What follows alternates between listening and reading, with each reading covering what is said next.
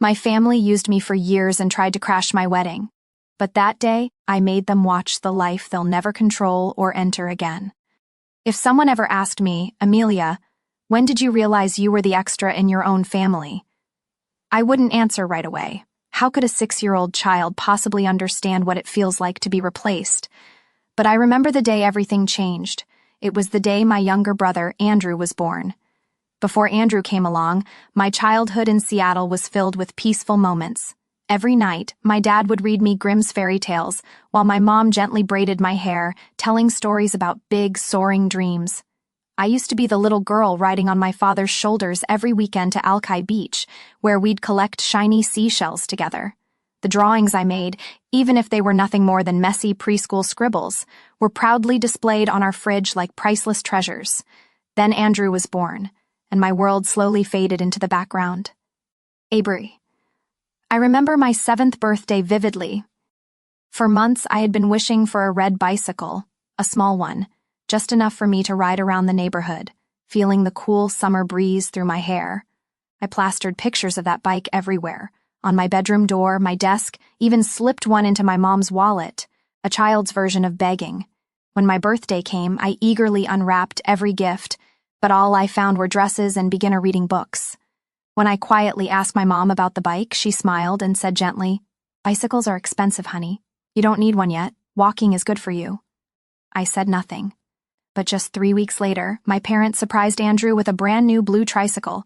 No special occasion, just because, in my mother's words, Andrew needs more exercise to strengthen his legs. I stood by the window, watching my father crouch down, teaching Andrew how to ride. The feeling wasn't jealousy. It was something colder, like I had never existed in their plans. Betrayal was just the beginning. Slowly, everything I once had was replaced. The day my teacher praised me for having the highest English scores in class, I rushed home with my certificate, hoping for a proud smile. But when I handed it to my mom, she barely glanced at it and casually said, "Good job, sweetheart. But did you know Andrew built a bunny out of blocks today? So clever." That evening, I sat curled up by the window, listening as my parents recounted Andrew's achievement over and over, with a level of excitement they never reserved for me. I was only 9 then, but I had already begun to understand bitterly that, in my parents' eyes, everything I worked for was just expected, while anything Andrew did, no matter how small, was treated like a miracle. I once tried to tell my mom how I felt, that sometimes I wanted to be praised too, to see her eyes light up for me. But she just patted my head gently yet coldly. "Amelia, you're the older sister. You're supposed to set an example. Don't fuss over little things." And so every emotion, joy, sadness, hurt, was locked away in an invisible box inside me. The favoritism only grew more obvious as time passed. Andrew was allowed to be messy, selfish, even rude, always excused with, "He's just a kid." But me, I was expected to be patient, to understand above all to accept my role as the shadow behind the family's golden boy.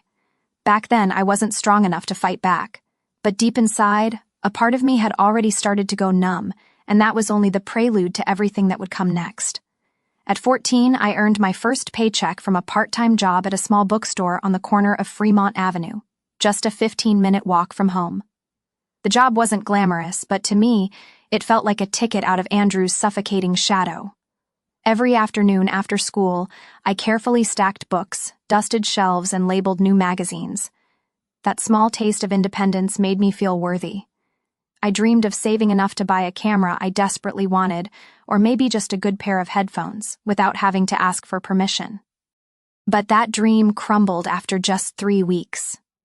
One late evening, as I got home from work, my mom called me into the living room. Her voice was sweet in that familiar, dangerous way I had learned to recognize. "Amelia, your father and I have talked.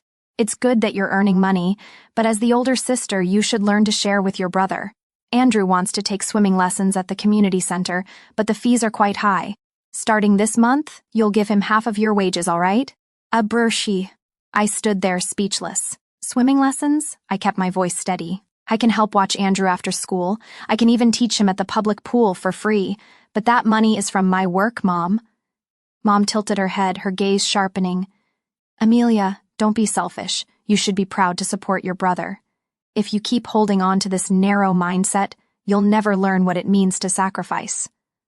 I wanted to argue, but I knew it would only make things worse. In the end, I could only nod, my heart sinking. From that day on, every month, I handed over a thick envelope with half my pay, supposedly for Andrew's swimming lessons. In reality, I watched him wasted on video games, new headphones, and even expensive designer sneakers. Not once did my parents stop him. Brr. That was just the beginning of countless other times I was obligated to share. Andrew got used to borrowing my things without asking. My cherished iPod, even the first leather jacket I bought with my own hard-earned money. One time, I caught him bragging about that jacket at school, grinning as if it were some kind of trophy. When I confronted him, my father simply sighed. He's still young, Amelia. He doesn't think things through like you do. As his sister, you should be more understanding. Understanding? That word slowly turned into a curse for me. The harder I worked to be independent, the more my family used it as a reason to pile responsibilities onto me. Every effort I made was repackaged as my duty to sacrifice for Andrew, the boy who, in their eyes, could do no wrong. I realized then, to them, I wasn't a daughter with dreams or ambitions. I was a background character, existing only to compensate for Andrew's shortcomings, a walking shadow expected to earn, endure, and yield. Abrahra. I used to think maybe things would change when I grew up, but deep down I knew in this house my role had been decided long ago. And those wounds, though invisible, ached more with each passing day. By 17, I was numb to hearing my parents' praises for Andrew. At the time, I was a senior at Roosevelt High in Seattle, ranked in the top 3 of my class, working evenings 3 days a week at a bookstore and freelancing, graphic design jobs on weekends, all to save up for my biggest dream, a semi-professional camera. Photography was the only thing that made me feel truly seen. After school, I'd wander alone around Lake Union, capturing the last rays of sunlight, the shadows stretching long over the water. In those frames, I wasn't Andrew's sister, wasn't the stand-in for anyone's expectations. I was just Amelia, whole and complete. Every dollar I earned went into a small tin box hidden deep in my desk drawer. It was my secret, my dream, safely tucked away from Andrew's greedy hands, or so I thought. One late evening in March, after a shift at work, I came home to find the tin box gone. The drawer was pried open, its contents scattered. I tore apart my room, palms cold despite Seattle's mild weather. Then, from the living room, I heard laughter and a sentence that sent a chill down my spine. I told you Andrew should learn to be self-reliant. He saved up and bought himself new streaming gear. Such dedication deserves praise. My head throbbed. New gear? The money I had scraped together over a year, reinvested into my brother's frivolous hobby. I stormed downstairs, blocking the TV where Andrew sat, proudly showing off his new setup. Andrew, that was my money? You took my tin box, didn't you? He shrugged, not even bothering to look up. You can earn it back. It's not like you're doing anything meaningful with those stupid photos anyway. I turned to my parents, waiting for a shred of fairness. But my mother only sighed. Amelia, hiding money in your room was irresponsible. You should have given it to us for safekeeping. Andrew needs the equipment to pursue his interests. My father added, his tone flat. Money is just a tool. What matters is that family shares with each other. Ibra, share? No, this wasn't sharing. This was theft, disguised under the noble-sounding excuse of being a good sister. That night, I sat in my dark room, my heart heavy. But this time, I didn't cry. Instead, I opened my laptop and searched for a new job. I needed more than a bookstore paycheck, more than freelance scraps. I applied to be an assistant at a local wedding photography studio. The work was grueling. Setting up props, cleaning, editing hundreds of photos late into the night. But at least it was a path out of this endless cycle of thankless sacrifice. In the following days, I left early, returned late, avoiding everyone in the house. The kitchen light stayed on every evening. Andrew still laughed loudly over his new gadgets, and my parents pretended not to see me walking past in silence. But I no longer cared. Every time I closed the studio door behind me, I knew I was getting a little closer to my own world, where no one could take away what I had chosen. Ibrera. 1 week after turning 18, I left home. No party, no farewell, just a quiet Saturday morning while everyone slept. I packed my bag, grabbed the keys to a small rented room in Capitol Hill, and closed the door behind me. No one stopped me. No one even asked where I was going. And that was the last time I ever lived there. In the years that followed, I poured all my time into work. By day, I was a photography assistant. At night, I took on freelance editing gigs. Weekends were for small events. Anything to earn more. Those first dollars from my passion, though modest, made me feel like I truly existed, standing on my own 2 feet. Then a local photography exhibition changed everything. Jake appeared in front of my display, quietly observing each photo of Seattle in the morning mist. No small talk, no pretentious art critiques. He simply stood there, nodded, and smiled. "You make this city look like it's breathing," he said. We exchanged numbers that day, no rush, no noise, but from that moment Jake gradually stepped into my life, patiently, gently, and unexpectedly warm. Jake was a civil engineer, 4 years older than me. His family lived in Tacoma, the kind of family I thought only existed in movies, dinners together, parents who spoke to each other with kind eyes, and questions about work or life that never carried judgment or comparison. The first time I visited Jake's home for Thanksgiving, his mother hugged me tightly at the door. She didn't ask about my grades or my salary. She simply said, "Did you have a tiring trip, sweetheart?" That one simple question nearly brought me to tears. 3 years later, on a snowy winter night, Jake knelt on a small patch of grass under a soft amber streetlight and handed me a simple silver ring.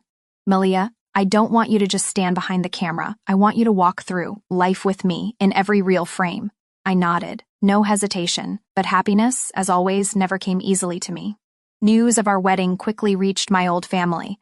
Less than a week later, my mother called.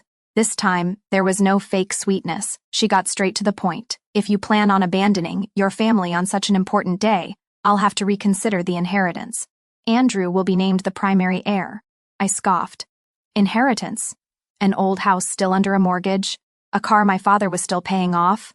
Or perhaps the pile of debts Andrew had racked up from his reckless spending? But they thought that was leverage. They thought I still longed for a place in the tiny world where they had kept me trapped for so many years. The next day, Andrew started texting. "You're so ungrateful. Mom and Dad raised you, and now you're planning to make them a laughingstock in front of everyone. A wedding without family? What a joke. Or wait, maybe that's your thing, playing the victim for pity points." I didn't reply, but the phone wouldn't stop buzzing with their venom. A few old friends reached out too, mostly well-meaning. Family is still family. If you can forgive, you should. Your wedding's supposed to be a happy day.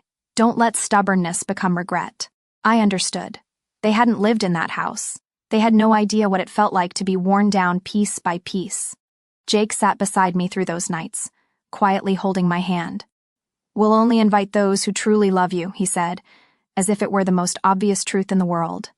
That was when I knew. This time, I wouldn't back down. 1 week before sending out the invitations, I received a message from my mother. "Family needs to talk. Not over the phone and definitely not through outsiders." I knew outsiders meant Jake. After many nights of Jake listening to me vent without interruption, he gently suggested, "If you feel you need to say it all once, I'll go with you, but only this once." So that Saturday morning we sat in a small cafe in Ballard, far enough from downtown to avoid familiar faces, quiet enough that no words could hide. My mother arrived first, impeccably dressed, makeup flawless, but eyes heavy with exhaustion. My father followed, wearing his worn-out suit, still clinging to his old, dignified demeanor, and finally Andrew slouched in a wrinkled hoodie, headphones hanging around his neck, barely pretending to care where he was. No one ordered anything. Abrafi mother spoke first, her tone a blend of reproach and pleading. "Belia, I don't understand why you would cut off your own family on what should be the happiest day of your life." I kept my composure, my hands tightly clasped under the table. "Because I want that day to truly be a happy one, Mom." Dad's voice was sharp. "You're turning yourself into a stranger to your own family." Jake placed his hand gently on my back, a silent reminder. "Just tell the truth." So I did. I spoke about every time I was dismissed, every dollar I was forced to hand over to Andrew, every dream crushed under the label of big sister's duty. I reminded them of the camera, the reward I had worked so hard for that was taken and turned into Andrew's gaming setup. The entire time I spoke, Mom kept her head down, twisting a napkin in her hands. Dad stared out the window as if none of this concerned him. Only Andrew broke the silence with a sentence that made the entire table go still. Yes, she's right. I took that camera, not just because I wanted it, but because I hated how she always made me feel small. I wasn't surprised. Honestly, I had been waiting for that confession for years. Andrew sneered, but there was something else in his eyes. Not quite satisfaction.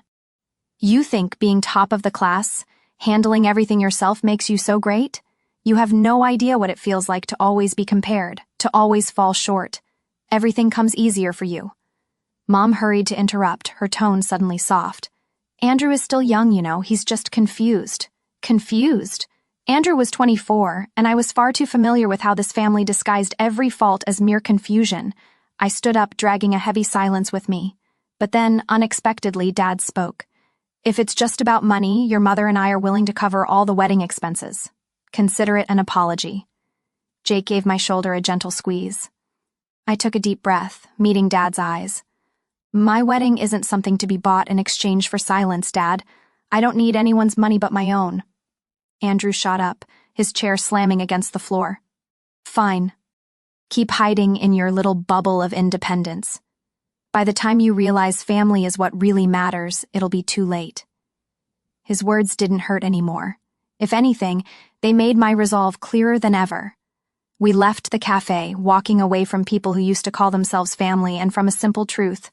Some bonds, no matter how close by blood, can't be healed with apologies that come too late. Oh, and I thought that meeting would be the end of it, but I had underestimated my mother's need for control. 3 days later, she showed up unannounced at the studio where I worked. No call, no warning, immaculately dressed as always, every crease in place. But her eyes were red, as if I were the one who had driven her to the edge of despair. Amelia, come out here so we can talk. I kept my voice even. I'm busy with work. You can leave a message. She didn't budge. She stood right in front of the entrance, clutching her leather bag. You can't keep running away like this. We're family. I stepped forward, maintaining just enough distance so she couldn't touch me. Family isn't an excuse to disrespect someone, Mom.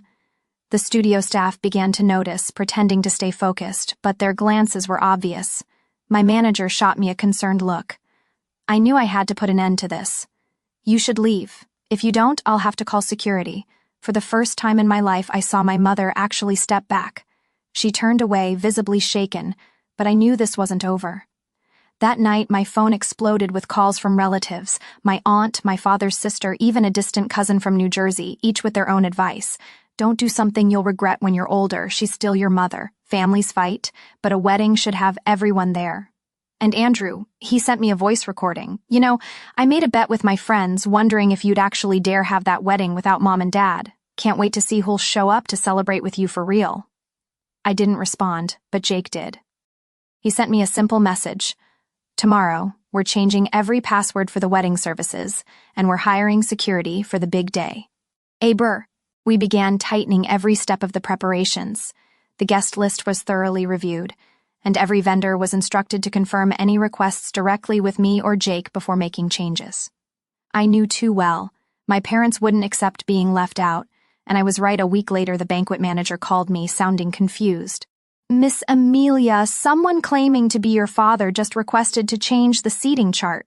He said there must be a head table for your family and asked to add 10 more guests. I thanked her for calling and reminded her we had a password. They wouldn't get through. But what sent a chill down my spine was my mother's message right after.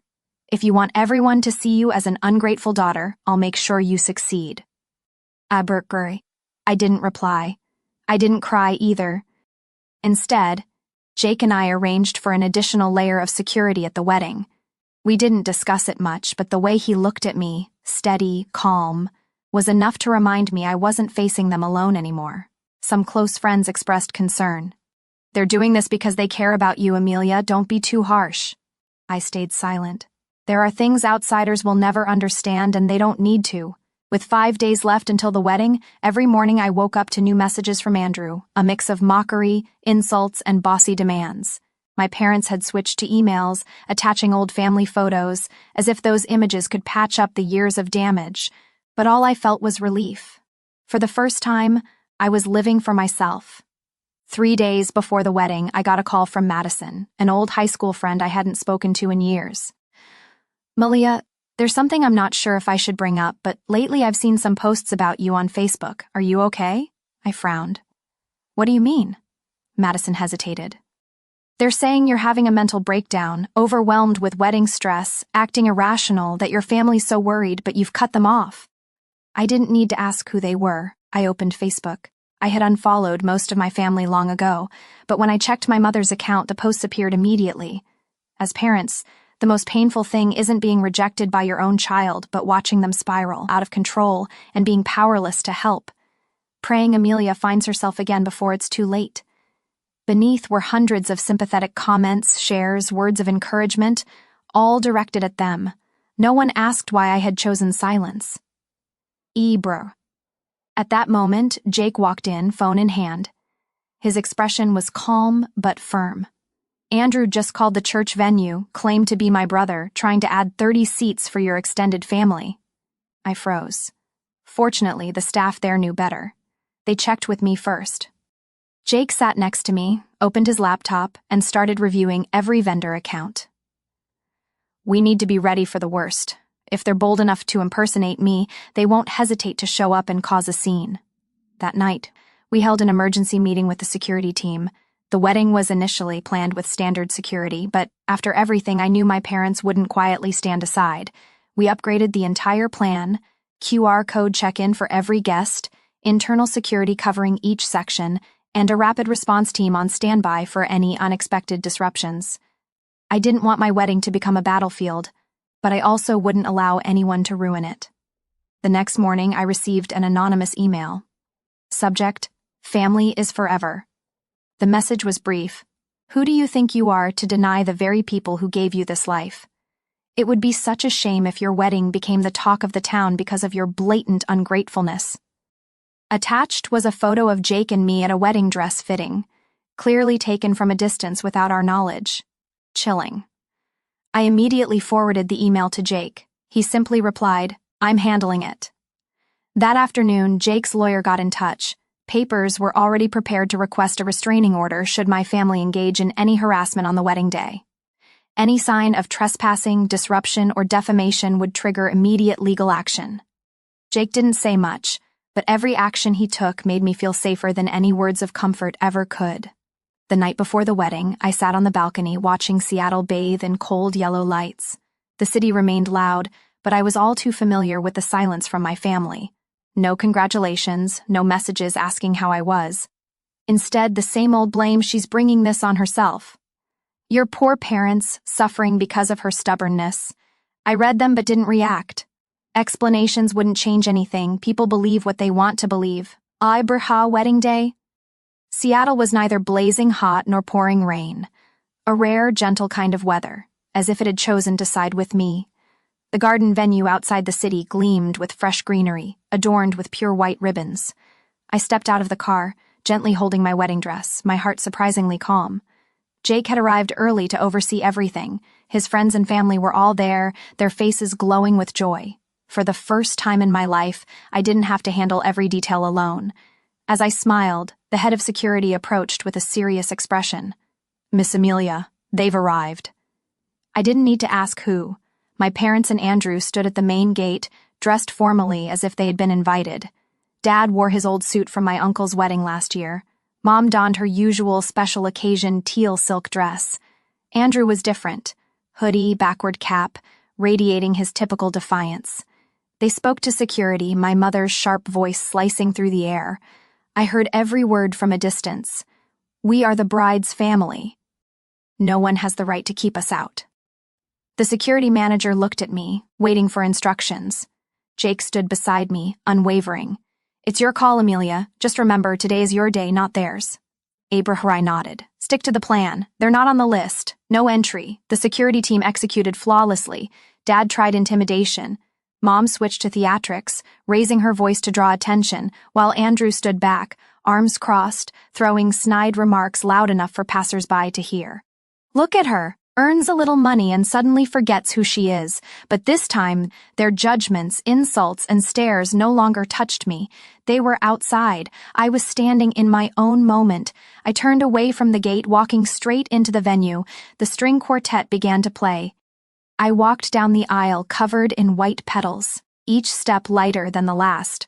Not because of the dress, not because of the eyes watching, but because I had finally let go of the heaviest burden, the impossible expectations of those who should have loved me most. Jake stood waiting at the end, his smile as steady as my anchor. In that moment, I realized for years I had been running after validation from a door that was never going to open. Today, I no longer needed it to. I had opened my own door and stepped through it. The ceremony was perfect. No disruptions, no surprises. Everyone who truly loved me was there, witnessing, celebrating. No one mentioned duties. No one lectured on what family should be. When the announcer said, "I'm honored to present for the first time Mr. and Mrs. Jake and Amelia," the applause roared like a wave. Outside the security perimeter, my parents remained standing. Andrew had vanished at some point. They stared in, frozen, like strangers lost in a place that was once theirs. But I didn't walk over, not out of anger, not out of spite, but because I knew some doors, once you close them yourself, mean you're finally ready to walk forward, no matter who's standing behind. I held Jake's hand tightly as we left the ceremony, the music still echoing behind us.